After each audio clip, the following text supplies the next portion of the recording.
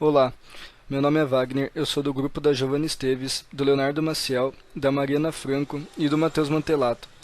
Hoje nós vamos falar um pouco sobre o sistema econômico da China no contexto da Revolução Comunista que aconteceu no país em 1949, discutindo sobre as características desse sistema e os acontecimentos históricos que ele envolve até o ano de 1952. Em primeiro lugar, o que é de fato um sistema econômico?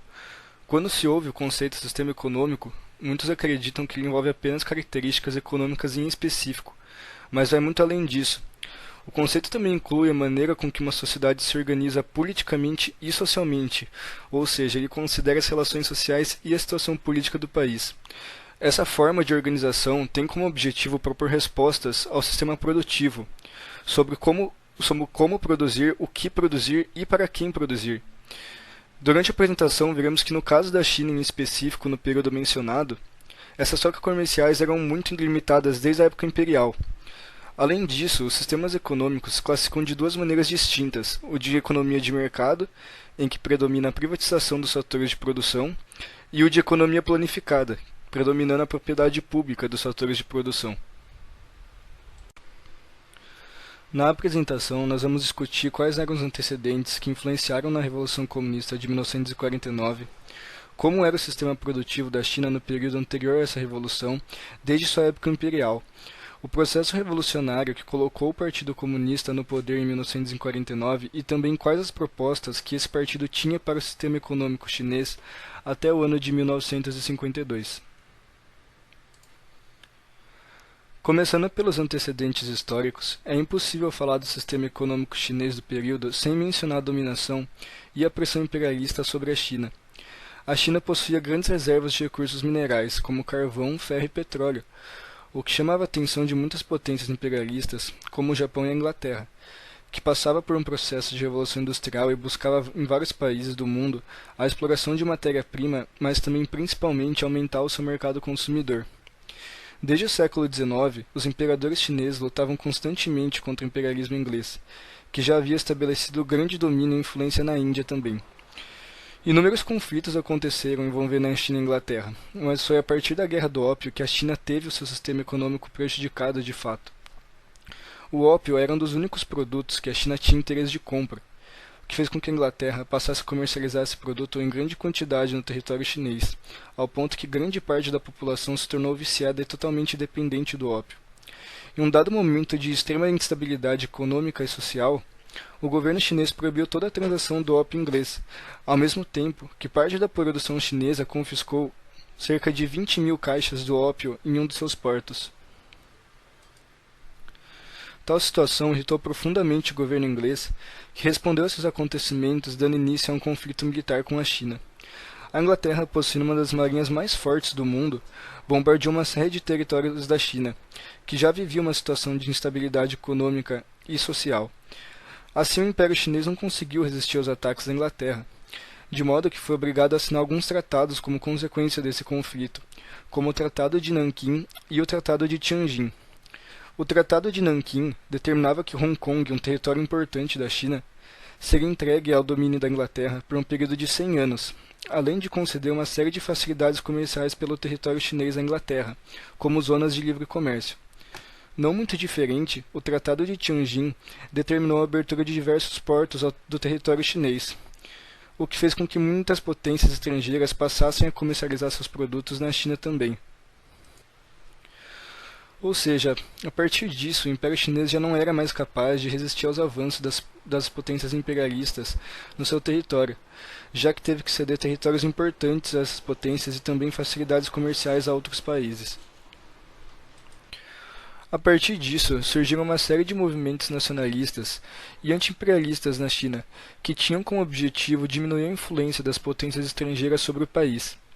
Nesse contexto, o Partido Nacionalista, também conhecido como Kuomintang, foi fundado em 1908, promovendo uma ideia de mudança do sistema político chinês, ou seja, a queda do modelo imperial, com a proposta de combater o avanço do imperialismo de fato e recuperar uma situação de estabilidade econômica, política e social na China. Assim, em 1911, comandado pelo líder revolucionário Sun Yat-sen e também pelo militar Chiang Kai-shek, que futuramente viria a assumir o comando do partido, os Kuomintang instauraram a república no país, que teoricamente seria um modelo capaz de alcançar uma estabilidade para a China. Por outro lado, podemos perceber que a república de fato não conseguiu trazer essa confiança e estabilidade na China que era esperada. Pelo contrário, guerras civis entre partidos se iniciaram e tomaram conta da situação chinesa a partir desse novo período. Para entendermos as origens desses conflitos sociais, se faz necessário apresentar o início desses dois grandes partidos. O Partido Nacionalista Chinês teve dois grandes nomes de destaque: Sun Yat-sen, estadista, político e líder revolucionário chinês, que foi fundador e primeiro líder, e Chiang Kai-shek, político e militar, e membro influente e aliado de Sun, que foi encarregado de liderar o partido em 1927. Juntos tiveram um papel fundamental na derrubada da última dinastia chinesa. Já o Partido Comunista Chinês, mais conhecido como PCC, afirma que tem origem no movimento 4 de maio de 1919, durante o qual ideologias ocidentais radicais como o anarquismo e o marxismo ganharam força entre os intelectuais chineses. Foi fundado no dia 1º de julho de 1921 em Xangai pelos seguintes líderes: Mao Tse-tung, Zhou Enlai, Chen Duxiu e Li Dazhao. Assim, é perceptível que cada um tem suas ideologias e lutam a favor do que querem para alcançar o poder. Em uma visão mais ampla, o Partido Nacionalista defendia a reunificação da China e seu principal objetivo era fazer oposição à monarquia e ao domínio europeu no país, além de ser a favor da expulsão dos comunistas do país para poder assim ter um só poder comandando.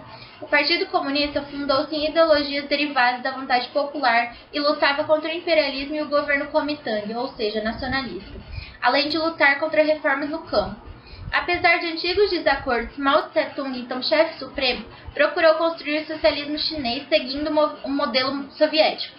Chiang Kai-shek fugiu para Formosa, atual Taiwan, onde com o apoio dos Estados Unidos fundou a China nacionalista. Assim, durante o século XIX, enquanto a China apresentava forte declínio econômico, a Europa e mais tarde o Japão passavam por um período de intenso crescimento econômico e populacional. Com o maior poder, o interesse das potências sobre a China aumentou. A Guerra do Ópio e a Guerra Sino-Japonesa, já citadas anteriormente, foram algumas das demonstrações dos interesses das potências sobre a China, e assim houveram consequências para o país, como o controle pelas potências estrangeiras de vários de seus portos, a população chinesa diminuiu e tanto o PIB quanto o PIB per capita declinaram drasticamente. Finalizando assim, a invasão chinesa pelos japoneses entre os anos de 1937 e 1949 intensificou o conflito entre os nacionalistas, que já estavam no poder, e os comunistas. Esses últimos foram favorecidos pelo enfraquecimento dos nacionalistas e conquistaram o poder e começaram a aplicar e concentrar suas forças e interesses no campo. Bom, o sistema produtivo chinês, ele, numa primeira instância, ele é autossuficiente e é composto pela economia agrária. E com sendo os seus principais produtos o arroz, o chá, o algodão, porcelanas e seda, né? Ou seja, o país ele tinha uma das melhores roupas do mundo, né? Como se fosse uma referência. Usavam-se técnicas arcaicas de baixa produtividade e a indústria é extremamente efêmera. E nessa época a China ela ainda não se relacionava tanto com o exterior, por causa exatamente da sua autossuficiência. E uma indústria rudimentar que ela viria a crescer um pouquinho depois desse tempo aí. E tinha uma alta também tributação sobre as terras, que era dado o imposto, né, o famoso imposto, que na época causou fome, causou miséria e causou uma incerteza na população de como se manter economicamente. Então, quer dizer, a China ela foi caminhando, o seu sistema produtivo foi caminhando para se estabilizar ali no início do século, no finzinho do século XIX, no começo do século XX, ali em 1913 mais ou menos, que a China ela passou de 200 milhas na sua rede ferroviária, passou para 6.000 milhas, ou seja, o transporte, tanto de produto como de pessoas, já aumentou. E seu comércio exterior, né, ele mais que triplicou. Então, quer dizer, em menos de ali 1913 até 1921, a participação da China na economia mundial ela aumentou de 1,3% para quase 2%, 1,5% para 2%. Ela aumentou. E nesse período, comparando o governo imperial, o sistema econômico chinês aumentou a sua participação no comércio exterior, como eu falei, e passou a desenvolver o início de uma economia de mercado, muito criticada pelo Partido Comunista da época. Sob a liderança de Mao Tse-tung do Partido Comunista da China, o seu exército comunista teve que se conduzir por aproximadamente 12 mil quilômetros para poder se refugiar em zonas mais interioranas da China, fugindo do ataque violento de perseguições do governo nacionalista de Chiang Kai-shek, que organizou esse ataque devido ao considerável crescimento do comunismo nas cidades chinesas. Esse movimento ficou conhecido como Longa Marcha e teve organizações guerrilheiras como contra-ataque dos comunistas e de seus adeptos. E assim foi iniciado o processo revolucionário em 1945, com a conquista da cidade de Pequim pelas tropas comunistas, que levou à fuga dos nacionalistas e o exilamento de Chiang Kai-shek na ilha de Taiwan.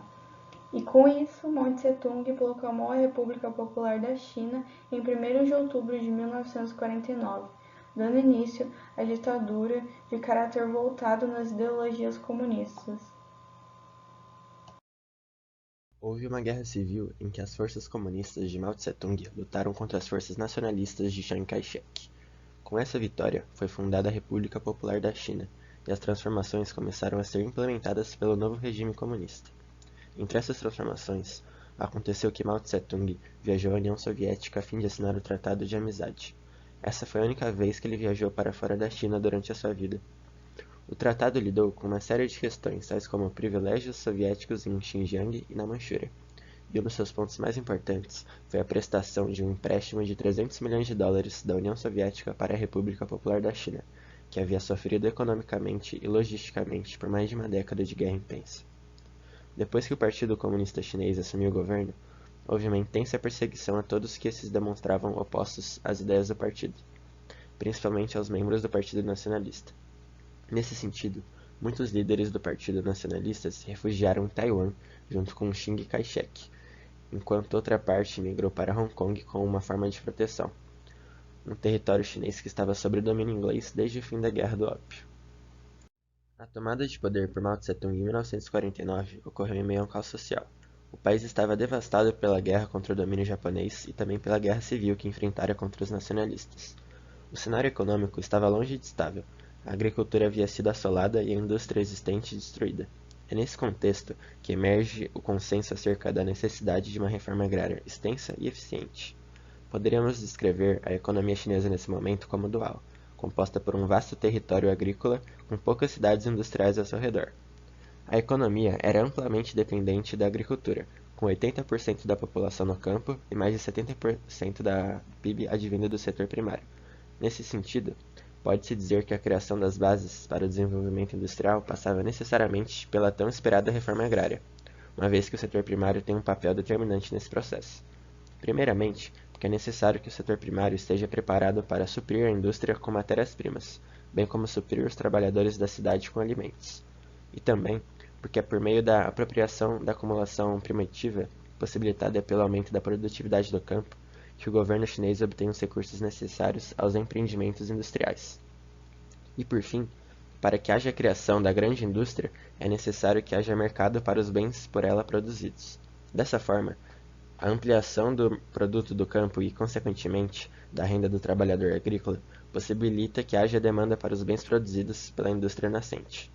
É possível observar que a estratégia de industrialização estava intimamente ligada a uma reestruturação do setor primário. Em 28 de junho de 1950, o governo da recém-nascida República Popular da China institui uma nova lei agrária, a qual pretendia redistribuir a terra por pequenos e médios camponeses.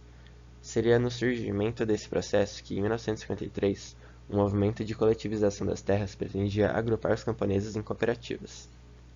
Quando o Partido Comunista Chinês chegou ao poder em 1949, os objetivos fundamentais de seus líderes eram transformar a China em uma nação moderna, poderosa e socialista. Em termos econômicos, esses objetivos significavam industrialização, melhoria dos padrões de vida, diminuição da desigualdade e produção de equipamentos militares modernos. Com o passar dos anos, a liderança do partido continuou a se comprometer com essas metas, Porém, as políticas econômicas formuladas para alcançá-las foram alteradas em várias ocasiões em resposta a mudanças na economia e na política interna, bem como no desenvolvimento político e econômico internacional.